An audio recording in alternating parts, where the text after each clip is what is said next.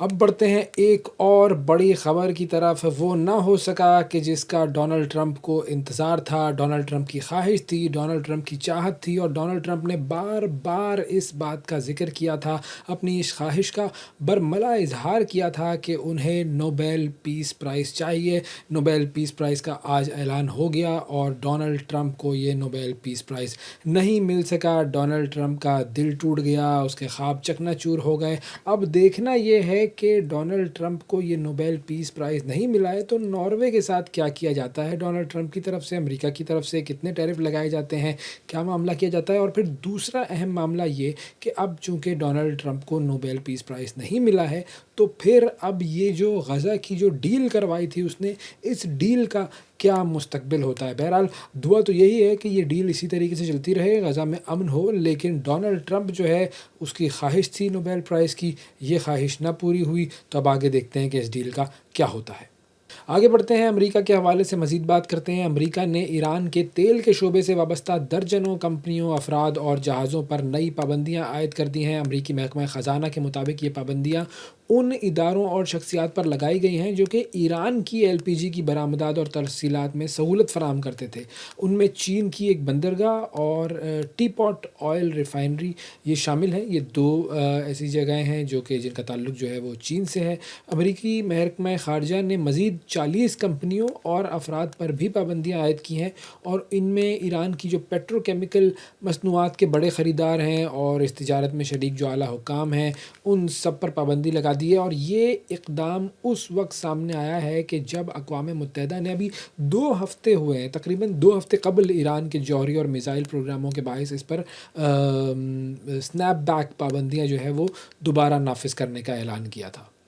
America की ही तरफ कुछ और मज़ीद ख़बरों पर नज़र डालते हैं। सदर ट्रंप की जानिब से शिकागो में नेशनल गार्ड्स की तैनाती की राह में एक बहुत बड़ी रुकावट हायल हो गई है, क्योंकि अमरीकी वफाकी जज ने शिकागो में नेशनल गार्ड्स की तैनाती को आर्जी तौर पर रोक दिया है। हुक्मनामा आ गया है जज साहब का और वफाकी जज ने ट्रंप इंतज़ामिया पर यह बात वाज़ेह की है कि शिकागो में बगावत के ख़तरे का किसी किस्म का कोई सबूत नहीं पेश किया गया, क्योंकि डोनाल्ड ट्रंप बार बार ये बात कर रहे थे कि वहाँ से बगावत होनी है, वहाँ के हालात सही नहीं हैं। तो ये सारी बातें वो कर तो रहे थे, लेकिन उन्होंने किसी किस्म का कोई सबूत पेश नहीं किया था और यही बात अदालत ने की है। और बेसिकली अमरीकी सदर जो है वो शिकागो के मेयर और गवर्नर इन दोनों को जेल भेजना चाहते हैं। इस बात का भी जो है वो बरमला इकरार हुआ है। अब ये दोनों तो जेल नहीं जाएंगे फ़िलहाल और जो नेशनल गार्ड्स है उनकी तैनाती भी रोक दी गई है। आगे बढ़ते हैं, फ़िलिपाइन की तरफ रुख करते हैं। फ़िलिपाइन का एक जनूबी जज़ीरा है जिसका नाम है माइंडनाओ। उसके करीब शदीद ज़लज़ला आया है और इस ज़लज़ले की शिद्दत रेक्टर स्केल पर 7.4 रिकॉर्ड की गई है। ज़लज़ला जो है ये ज़मीन की सतह से तकरीबन 20 किलोमीटर की गहराई में आया है और फ़िलिपाइन, इंडोनेशिया और पलाओ के जो साहिली इलाके हैं उनमें सुनामी की वार्निंग जारी कर दी गई है। फ़िलिपाइन का जो मौसमियाती और जो ज़लज़ले की जो मॉनिटरिंग का इदारा है, उसने साहिली इलाकों के रिहायशियों को फ़ौरी तौर पर बुलंद जगहों या अंदरून मुल्क मुंतकिल होने का कह दिया है। तालीमी इदारों और सरकारी जो दफ़ातर हैं उनको भी आर्ज़ी तौर पर बंद कर दिया गया है। और इससे पहले 1 अक्टूबर 2025 को भी फ़िलिपाइन में एक बहुत बड़ा ज़लज़ला आया था। उसकी शिद्दत थी 6.9 और उस ज़लज़ले ने भी तबाही मचा दी थी। उसके नतीजे में 74 अफराद हलाक हुए थे, 500 से ज़ायद ज़ख्मी हुए थे। अब आपको एक और मुल्क की तरफ लेकर चलते हैं। इस मुल्क का नाम है पेरू और पेरू जो है वो जनूबी अमेरिका का एक मुल्क है और उसकी जो सदर हैं दीना बोलुआर्टे, उनके ख़िलाफ़ मुआख़ज़े की तहरीक जो है वो कामयाब हो गई है। इम्पीचमेंट होगी अब उनकी, क्या मामला है आपको बताते हैं। पेरू की जो कांग्रेस है उसमें सदर दीना बोलुआर्टे के ख़िलाफ़ मुआख़ज़े की तहरीक के लिए वोटिंग हुई और सदर के ख़िलाफ़ मुआख़ज़े के हक़ में 130 रुकनी जो कांग्रेस है उसमें से 124 अरकान ने मुआख़ज़े के हक़ में वोट दिया है। और मुआख़ज़े के लिए वोटिंग से कबल जो पेरू की सदर हैं वो कांग्रेस के सामने पेश नहीं हुई थी, वो सामने नहीं आई और बेसिकली उन पर जो इल्ज़ामात हैं वो ये है कि वो जराइम की रोकथाम में नाकाम हुई हैं और अवामी जो एहतजाज हुआ है उससे निमटने में भी नाअहली का इल्ज़ाम लगा हुआ है उन पर। और इंटरेस्टिंग बात ये है कि इससे कबल 8 मर्तबा दीना बोलुआर्टे को हटाने की कोशिश की गई, लेकिन तमाम कोशिशें नाकाम हुई थी। 8 कोशिशें उनको हटाने की गई, लेकिन सब कोशिशें नाकाम हुई थी। अब जो है वो उनके मुआख़ज़े की तहरीक जो है वो कामयाब हुई है। अब देखना ये है कि उनका मुस्तक़बिल क्या होता है। आगे बढ़ते हैं नाज़रीन और बात करते हैं सबसे अहम मामले पर, गज़ा पीस प्लान, डोनाल्ड ट्रंप का ये पीस प्लान। अब ये जो पीस प्लान है ये किस तरीके से आगे बढ़ेगा? इस पीस प्लान का मामला क्या होगा? क्योंकि ज़ाहिर है अगर हम माज़ी देखें तो हम जानते हैं कि इज़राइल जो है उसके ऊपर कभी भी भरोसा नहीं किया जा सकता। इज़राइल ने हमेशा नेगोशिएशंस ख़राब की हैं, इज़राइल ने हमेशा जो जंगबंदी के मुआहदे हैं उनकी ख़िलाफ़ वर्जियाँ की हैं, इज़राइल ने हमेशा जो है उन लोगों को कत्ल किया है जो कि नेगोशिएशंस में मौजूद रहे हैं। और ताज़ा तरीन मिसाल उसकी हमारे सामने है कि जब मुज़ाकरात के दौरान ही कतर पर हमला किया गया था इज़राइल की तरफ से। तो ये सारे मामलात हमारे सामने हैं। फिर दूसरी चीज़ ये कि हमास जो है उसका मुस्तकबिल क्या होगा? ये पूरी सिचुएशन जो है वो हम डिस्कस करते हैं। नासिर बेग चुग़ताई साहब हमारे साथ मौजूद हैं, सीनियर सहाफ़ी हैं, तज्ज़ियाकार हैं, उनसे बात करते हैं। अस्सलाम वालेकुम सर। जी वालेकुम सलाम, थैंक यू वेरी मच।